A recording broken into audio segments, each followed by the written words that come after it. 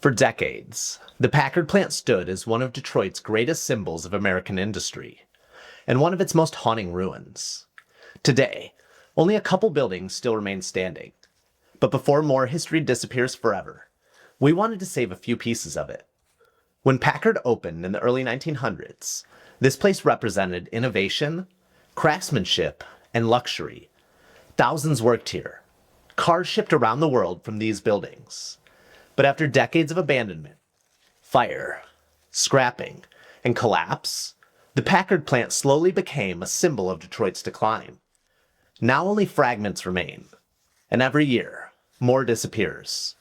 A few months ago, we carefully recovered several artifacts from the Packard plant site, not to profit from destruction, but to preserve the story.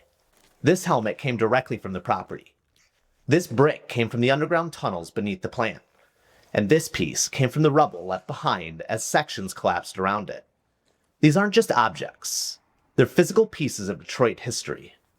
When Connor Warren reached out about preserving a few Packard artifacts for his collection, we knew these pieces needed to go to someone who truly appreciates the story behind them. Because history only survives when people care enough to protect it. And with so little of the Packard plant still standing, preserving these pieces matters now more than ever. Connor, thank you again for helping preserve a piece of Detroit history. Next time you're back in town, stop by and see us. We'd love to show you around and share even more stories from places like this. And if you want to own another preserved piece of Michigan history, our next artifact collection is coming soon from the legendary Highland Towers before its demolition, including an original brick from the building, framed historic print, and even a door labeled number 23, removed and preserved before the towers came down. Those pieces will be live in the History Loves Company store soon. Check the link in the description for updates.